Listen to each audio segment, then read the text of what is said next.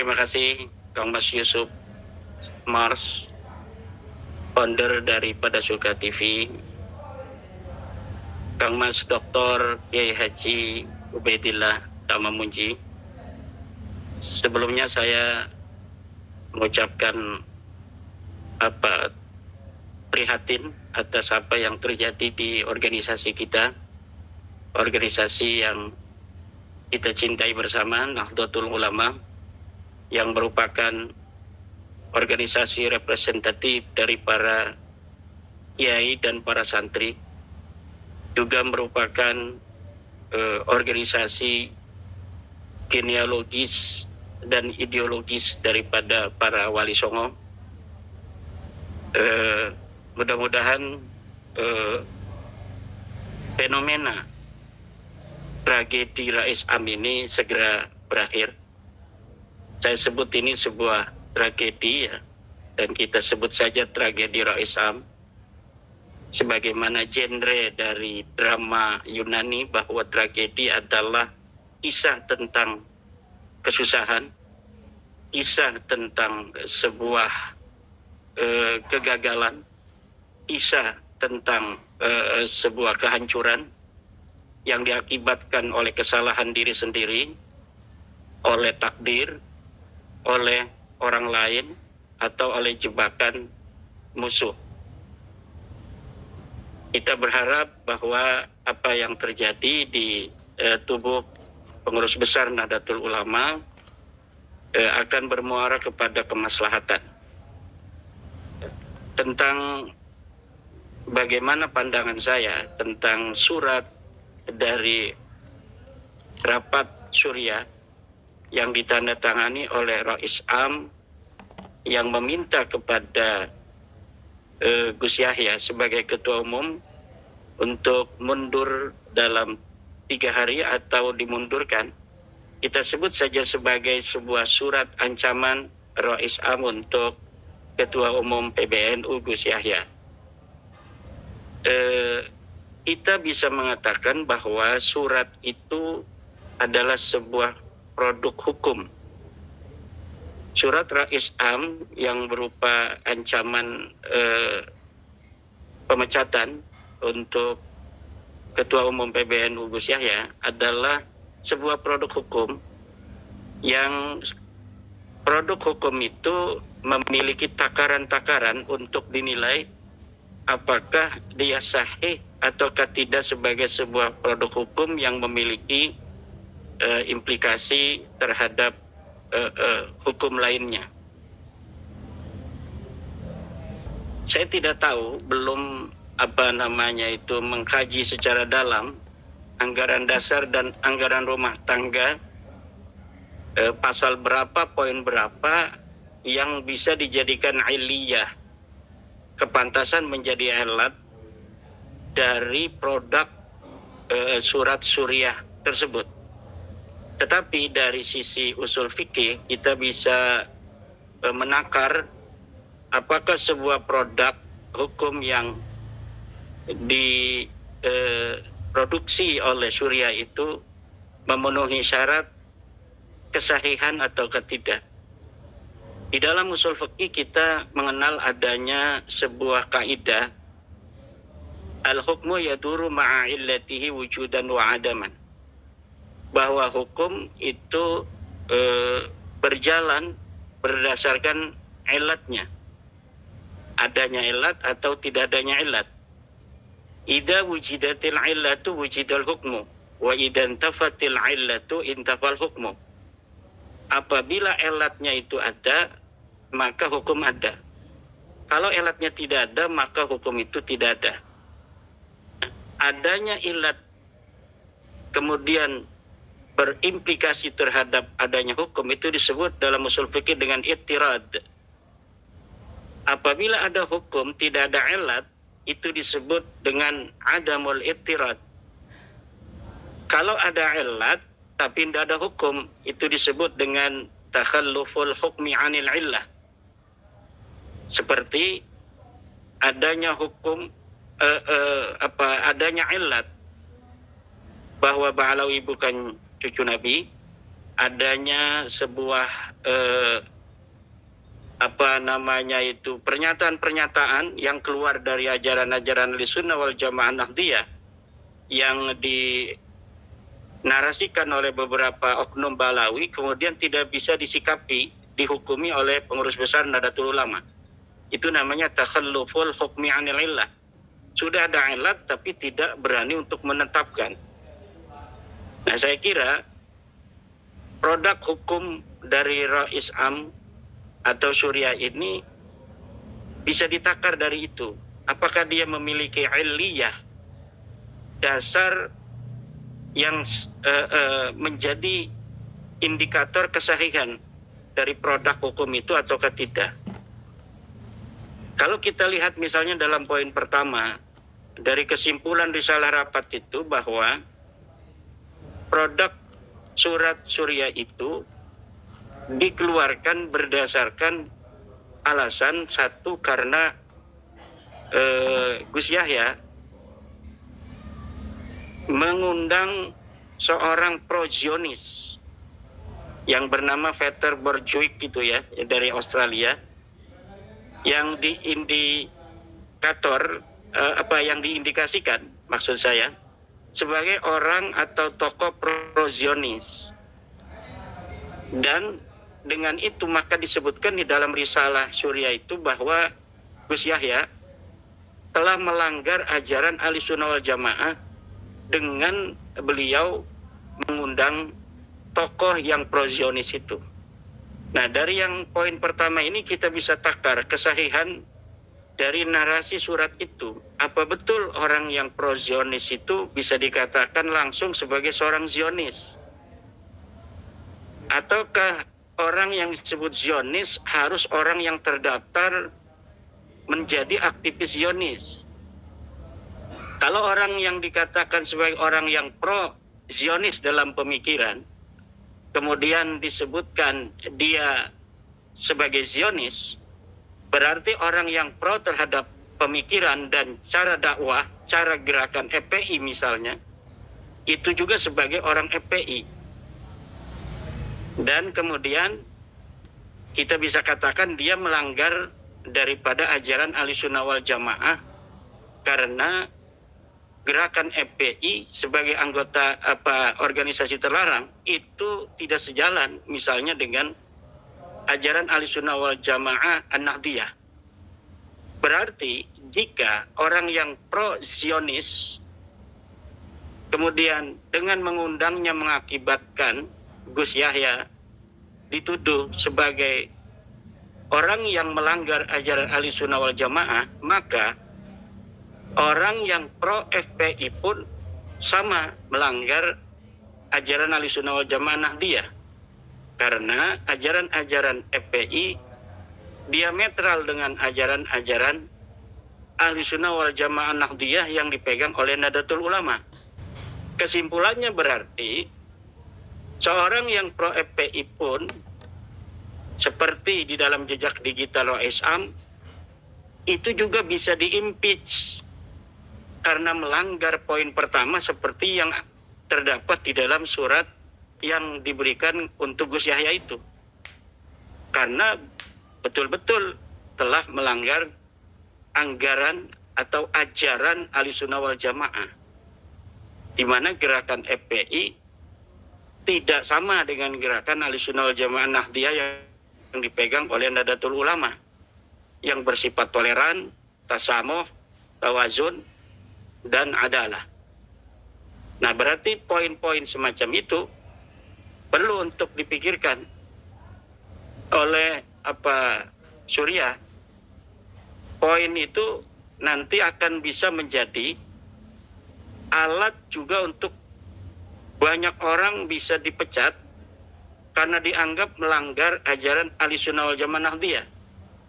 Misalnya, dalam ajaran Ahlussunnah wal Jamaah Nahdiyah, kecintaan terhadap ahli bait dan keturunannya adalah merupakan satu hal yang tidak bisa dipisahkan dari ajaran Ahlussunnah wal Jamaah An-Nahdiyah.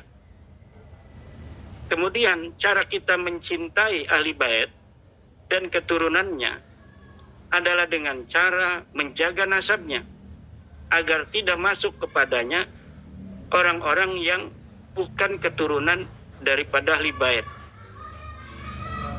Nah, ketika ajaran ahli sunnah wal jamaah menganjurkan, bahkan sebagian ada yang mewajibkan kita untuk mencintai ahli bait dan keturunannya dengan cara menjaga nasab ahli bait dan keturunannya, jangan sampai ada yang masuk ke dalamnya orang-orang yang bukan keturunan ahli bait, keturunan Nabi, mengaku sebagai keturunan ahli bait.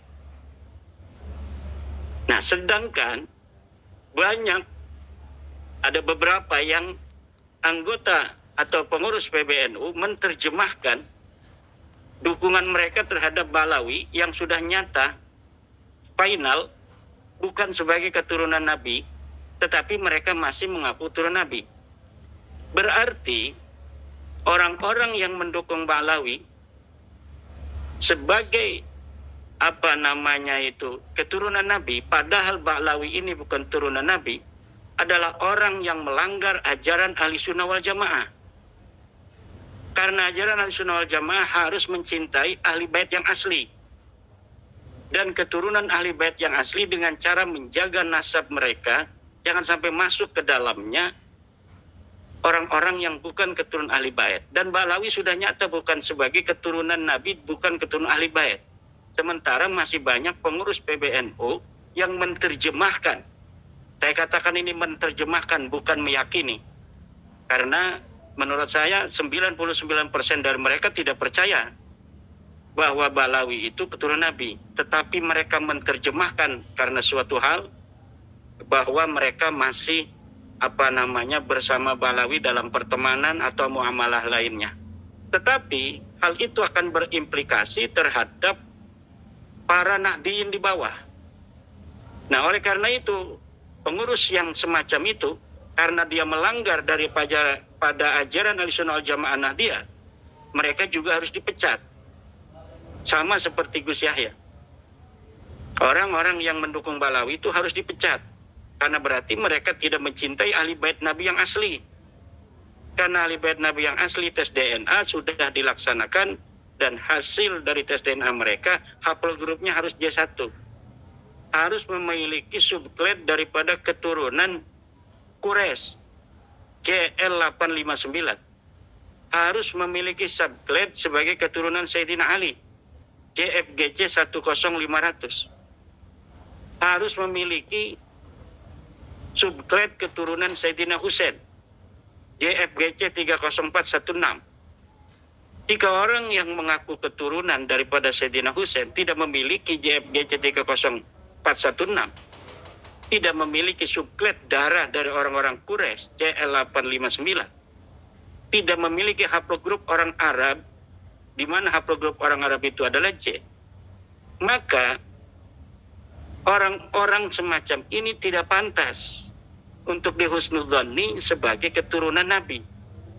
Lalu bagaimana ada masih pengurus PBNU menerjemahkan bahwa mereka masih mendukung para Ba'lawi ini dalam klaim mereka. Nah, ini melanggar daripada ajaran Ahlussunnah wal Jamaah An-Nahdiyah. Apakah mereka juga harus dipecat semua? Kalau konsisten, Surya itu harus memecat semua itu. Orang-orang yang masih menerjemahkan bersama Ba'lawi. Yang kalau ada acara Ba'lawi dia masih datang. Padahal Nahdiyin di bawah, mereka mayoritas sudah mendambakan adanya ketegasan dari PBNU terkait diskursus nasab ini yang mereka rasakan sendiri di bawah sebagai akar rumput, bagaimana Ba'lawi memperlakukan mereka dan memperlakukan para ulama-ulama di daerah-daerah. Nah, saya heran kenapa surat semacam ini bisa keluar walaupun dengan resiko yang sangat besar, dan saya kira surat yang beresiko ini sudah dihitung. Kenapa mereka berani mengambil resiko untuk mengeluarkan surat yang akan menjadi gunjang-ganjing semacam ini, Padahal tidak ada manfaat untuk Nahdliyin di akar rumput. Tapi dengan isu nasab, kenapa mereka tidak berani untuk bersikap tegas, padahal yang demikian itu sangat bermanfaat untuk warga Nahdliyin di bawah. Pertanyaannya, apakah masih ada perhatian mereka terhadap Nahdliyin di bawah? Pengurus PBNU itu harus ada 2 syarat. Pertama, dia harus memiliki otoritas persuasif. Yang kedua, dia harus memiliki otoritas koersif. Otoritas koersif sebagai seorang rais am misalnya, atau seorang ketua umum, ini sudah otoritas lazimah. Ketika dia menjadi seorang ketua umum, maka pasti dia memiliki otoritas koersif terhadap lembaga, terhadap PWNU, terhadap PCNU. Ketika seorang diangkat menjadi rais am, maka dia secara otomatis memiliki otoritas koersif karena berkait dengan struktural. Dia bisa memaksa, dia bisa mengancam dengan posisinya sebagai rais am atau ketua umum kepada jajaran struktural.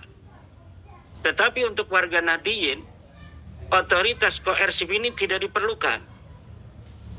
Dan 99% Nahdliyin itu bukan pengurus. Mereka adalah kultural. Yang relasi antara mereka sebagai Nahdliyin dengan pengurus itu bukan relasi otoritas koersif, tetapi relasi otoritas persuasif, di mana trust menjadi hal yang amat penting. Kepercayaan mereka terhadap pengurus, kepercayaan mereka terhadap rais am, kepercayaan mereka terhadap ketua umum, kepercayaan mereka terhadap seluruh struktural di bawah, ini menjadi hal yang tidak bisalah diabaikan oleh para pengurus untuk membina hubungan yang batiniah, ukhuwah batiniah dengan para Nahdliyin, sehingga Nahdliyin tidak merasa ditinggalkan. Dan sikap itu tidak ada, saya kira, atau belum ditunjukkan. Sehingga keputusan yang sangat beresiko semacam ini bahkan bisa membawa terpecahnya Nahdlatul Ulama, berani mereka keluarkan. Sementara yang selama ini didambakan oleh para Nahdliyin di bawah, ketegasan pengurus-pengurus Nahdlatul Ulama terhadap penjajahan spiritual yang terjadi muhaqqaqah di bawah, di akar rumput, ini tidak diperhatikan. Bahkan banyak narasi-narasi negatif dan pejoratif yang ditunjukkan oleh pengurus-pengurus terhadap para kiai-kiai Nahdlatul Ulama di bawah yang mendukung perjuangan Wali Songo Indonesia misalnya, atau organisasi-organisasi lainnya yang sejalan dengan perjuangan Wali Songo Indonesia Laskar Sabilillah dalam rangka bagaimana nilai-nilai Nahdlatul Ulama, nilai-nilai ajaran Wali Songo, kebudayaan-kebudayaan Nusantara menjadi tuan rumah di negeri sendiri. Dan ini saya kira, sebelum kita bicara tentang siapa yang salah, karena menurut saya Kang Mas Yusuf, Dr. Ubaidillah, manusia tidak ada yang sempurna. Apalagi kita mengetahui bahwa apa yang terjadi kemarin itu, beberapa hari yang lalu juga mungkin terkait bukan hanya dengan apa yang ditulis di dalam risalah itu. Sayup-sayup kita dengar misalnya ada isu-isu tentang tambang dan lain sebagainya yang menyertai illiyah daripada sampai bisa keluarnya surat Rais Am untuk Gus Yahya itu. Saya tidak dalam posisi membela Rais Am atau membela Gus Yahya. Yang saya lihat adalah Nahdlatul Ulama yang beberapa bulan lagi ini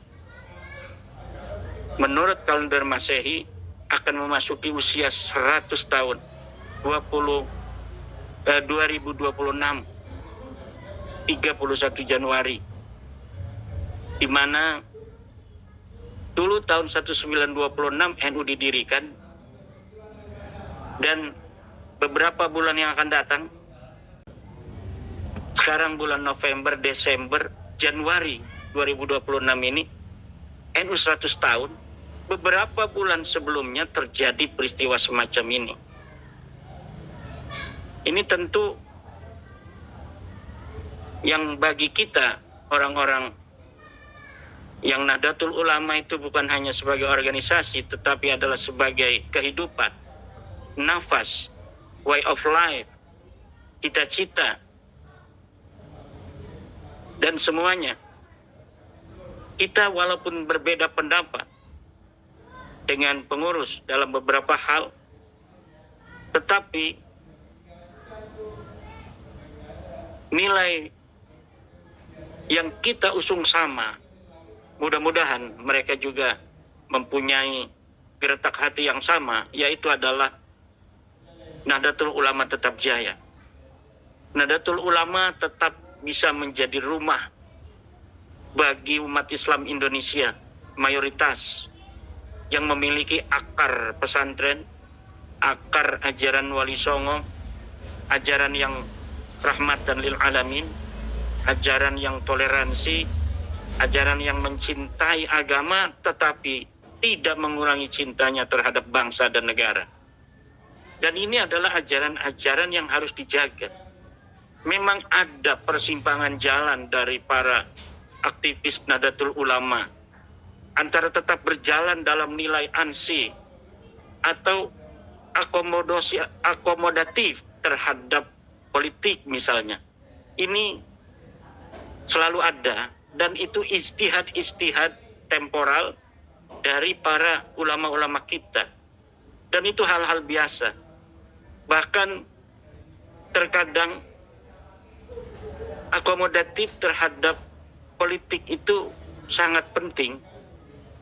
Ketika misalnya Nahdlatul Ulama dalam kepengurusan Gus Yahya ini dengan Kiai Miftah yang memiliki hubungan yang tidak baik dengan PKB, ini sudah kita rasakan kerugian-kerugian sebagai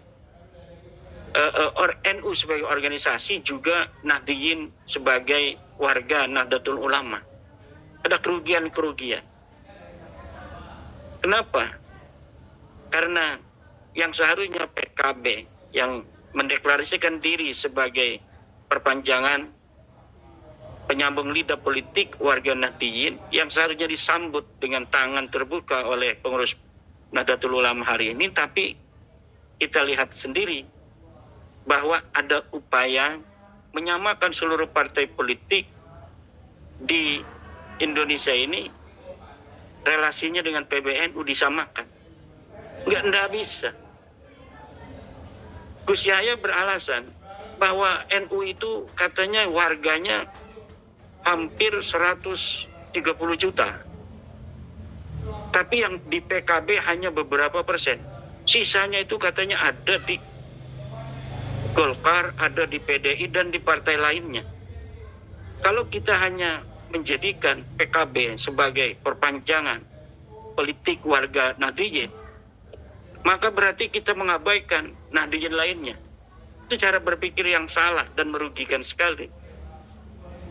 Kalau partai lain itu dapat merayu orang-orang NU untuk mencoblos partai mereka, itu hal-hal yang tidak berbasis ideologis. Itu hanya transaksi politik sementara. Dan di dalam cita-cita politik mereka, maksud saya partai-partai selain PKB itu, tidak ada cita-cita politik kesantrian. Tidak ada cita-cita politik ke NU-an. Walaupun misalnya 50% pemilih mereka orang NU, mereka merasa bahwa tidak punya hutang terhadap warga NU. Karena sudah ada transaksi yang langsung dibayar ketika mereka ingin warga NU memilih mereka. Tetapi di PKB beda. Orang yang memilih PKB itu ada ideologis yang diperjuangkan. Dan PKB yang mendeklarasikan sebagai partai daripada Nahdlatul Ulama, tentu yang diperjuangkan dia di parlemen adalah tentang kepentingan Nahdlatul Ulama. Lalu bagaimana kepentingan partai yang memperjuangkan kepentingan Nahdlatul Ulama malah diabaikan oleh Gus Yahya dan pengurus PBNU lainnya? Ini cara berpikir yang saya kira ini teguran dari Allah untuk Gus Yahya bahwa Anda salah selama ini. Anda harus memperbaiki cara berpikir yang merugikan Nahdlatul Ulama dan warga NU seperti itu. Juga misalnya juga tentang persyaratan seorang pengurus harus telah mengikuti kaderisasi 2 hari 3 hari. Kemudian dibuktikan dengan sertifikat. Siapa yang punya sertifikat dia berhak untuk menjadi pengurus, siapa yang tidak.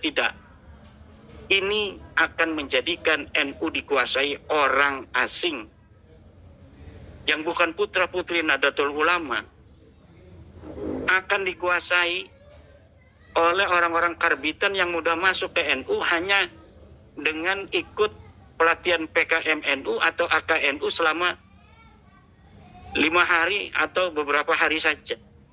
Dia sah sebagai orang NU dan sah untuk menjadi pengurus NU karena dia sudah mengikuti PKM NU atau AKNU. Sementara basis Nahdlatul Ulama yang ada di pesantren, yang sebenarnya Nahdlatul Ulama itu adalah pesantren itu sendiri. Tidak ada Nahdlatul Ulama tanpa pesantren dan tanpa kiai-kiai pesantren, tanpa santri. Hak-hak mereka untuk menjadi pengurus terabaikan. Hanya karena aturan administratif bahwa seorang pengurus harus mengikuti pelatihan 3 hari 4 hari. Sementara Gus-Gus dan Ning-Ning yang ada di pondok-pondok pesantren yang tidak bisa meninggalkan santrinya, tidak mengikuti AKNU, tidak mengikuti PKMNU, dia tidak berhak untuk menjadi pengurus. Nanti PBNU akan dikuasai oleh pengurus-pengurus yang bukan orang-orang pesantren, yang tidak memiliki basis ideologis Nahdlatul Ulama. Dan ini akan sama saja, program ini menggadaikan Nahdlatul Ulama kepada orang-orang yang bukan Nahdlatul Ulama untuk menguasai Nahdlatul Ulama. Dan saya kira ini teguran juga untuk pengurus sekarang agar program semacam itu boleh dilaksanakan. Kaderisasi harus seperti zaman Kiai Said Agil Siraj yang luar biasa, semarak di bawah. Bansar mengadakan diklat-sar di kampung-kampung itu semarak waktu dulu. Sekarang tidak ada kesemarakan itu. Di kampung-kampung bansar-bansar kita melempem. Tidak seperti zaman Gus Yakut dengan Kiai Said Agil Siraj sebagai ketua PBNU. Kenapa? Sekarang banyakkan konsep, Kang Mas Yusuf. Konsep seperti ke langit, tapi ke bawah dia tidak mengerti apa yang terjadi di bawah akar rumput Nahdlatul Ulama. Bicara tentang peradaban dunia, peradaban NU acak-acakan. Peradaban Rembang, peradaban Blitar di sana, di pojok-pojok Banyuwangi, nggak diurusin. Bicara hal-hal tinggi, tetapi tugas ke-NU-an itu sendiri sebagai pengurus diabaikan. Tugas pengurus sekarang, siapapun nanti yang menang nih, antara Gus Yahya dan Kiai Miftah, biarin aja Kiai Ubed. Kalau Kiai Ubed, saya nonton Kiai Ubed, kadang-kadang saya nangis juga karena saking cintanya kepada Nahdlatul Ulama. Kadang ada kata-kata yang agak marah dan lain sebagainya, wajar. Saya pun ini kalau saya ingat-ingat terus agar saya tidak terlalu terbawa perasaan, saya mungkin bisa menangis, tapi saya tidak mau. Karena apa? Karena Nahdlatul Ulama memerlukan hari ini kekuatan, keteguhan. Dan saya lihat tadi cucu daripada Mbah Hasyim Asy'ari, Gus Kikin, dengan begitu elegan, dengan begitu beradab dan berakhlakul karimah yang tinggi datang ke Gus Mus. Coba, ini adalah adab seorang cucu Mbah Hasyim Asy'ari menghadapi dinamika internal Nahdlatul Ulama. Beliau datang sebagai cucu Mbah Hasyim kepada Gus Mus sebagai kesepuhan di Nahdlatul Ulama, teman daripada Gus Dur, pamannya beliau, ingin mendapatkan pencerahan. Apakah itu yang mengeluarkan surat risalah itu juga datang kepada Gus Mus sebelum menandatangani, atau ber-SMS kepada Gus Mus sebagai mustasar, ataukah dia menelpon dulu? Ini bagaimana Gus Mus? Ini adalah masalah-masalah yang kami tuduhkan. Kita akan memecat ponakanmu. Boleh atau tidak, atau bagaimana pandanganmu? Apa dilakukan atau tidak itu? Adab-adab ke-NU-an semacam itu. Saya kira tidak hal-hal semacam itu. Apa jawaban Gus Dur? Apa jawaban Gus Mus ketika cucu Mbah Hasyim datang ke Rembang tadi? Jangan terlalu mengkhawatirkan NU. NU ada yang jaga. NU dijaga Allah. Itu yang diungkapkan oleh Gus Mus.